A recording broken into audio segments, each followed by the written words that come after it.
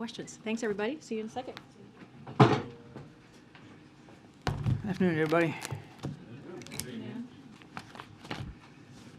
Today, I want to take a little bit of time to discuss some new actions that we are going to be taking to counter the Russian private military company known as Wagner, which is committing atrocities and human rights abuses in Ukraine and, of course, elsewhere around the world. But first, I want to be able to provide some additional information about Wagner's operations in Ukraine. Now, as his military continues to struggle in Ukraine, President Putin is increasingly turning to Wagner, which is owned by Yevgeny Prigozhin, for military support. We are seeing indications, including in intelligence, that tensions between Wagner and the Russian Ministry of Defense are increasing. Wagner is becoming a rival power center to the Russian military and other Russian ministries. Publicly, Prigozhin and his fighters have criticized Russian generals and defense officials for their performance on the battlefield. Prigozhin is trying to advance his own interest in Ukraine, and Wagner is making military decisions based largely on what they will generate for Prigozhin in terms of positive publicity. We continue to assess that Wagner currently has approximately 50,000 personnel deployed to Ukraine, including 10,000 contractors and 40,000 convicts. Our information indicates the Russian Defense Ministry has reservations about Wagner's recruitment methods. Despite this, we assess that it is likely that Wagner will continue to recruit right out of Russian prisons. Due to recent events, we assess that it is likely there are mounting tensions between Russian officials and Mr. Prigozhin. I also want to discuss a little bit North Korea's ongoing support for Russia's military operations against Ukraine by providing arms and ammunition to Wagner. In part, because of our sanctions and export controls, Russia is searching for arms from foreign countries, including through Wagner. In recent weeks, we have seen North Korean officials falsely deny that they have provided arms to Wagner. As we have said publicly, North Korea delivered infantry rockets and missiles into Russia for use by Wagner toward the end of last year. So today, we are releasing some imagery of this initial delivery. This imagery shows that on November 18th, 5 Russian rail cars traveled from Russia to North Korea. On the next day, November 19th, North Korea loaded those rail cars with shipping containers, and the train returned to Russia. Now, while we assess that the amount of material delivered to Wagner has not changed battlefield dynamics in Ukraine, we do expect that it will continue to receive North Korean weapon systems.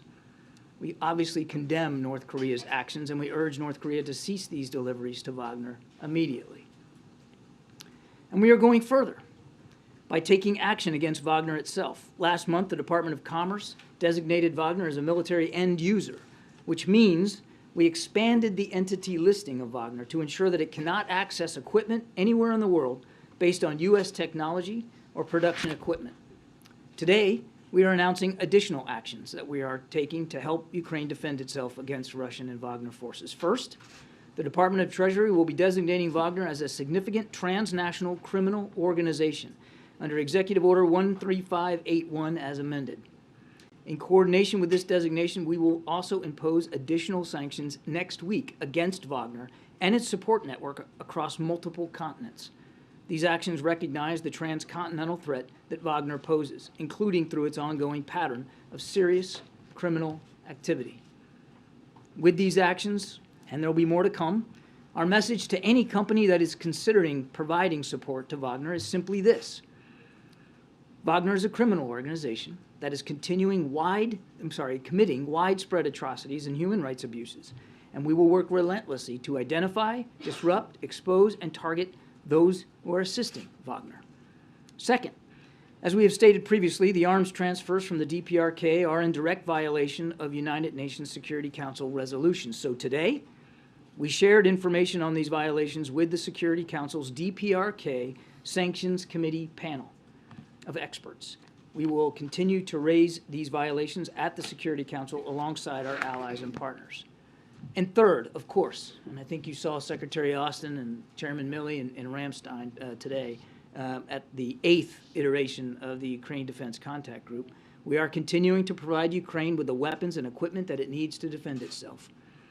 So, and you saw today the significant new package of security assistance, which included more than 500 armored vehicles, including Bradleys, Stryker combat vehicles, mine-resistant ambush-protected vehicles, otherwise known as MRAPs, and of Humvees, all in addition to the armored vehicles that we have already announced. Now, this package also contains critical additional air defense capabilities, including both more air defense systems and more surface-to-air missiles, as well as more ammunition for the artillery systems and the HIMARS, the advanced rocket systems, that the U.S. has already previously provided to Ukraine.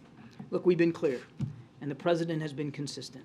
We're going to continue to support Ukraine for as long as it takes to defend itself, to defend its sovereignty, and to defend its territorial integrity. You saw those actions today, and everything we're doing as well with respect to North Korea and Wagner also reinforces those efforts. Thank you.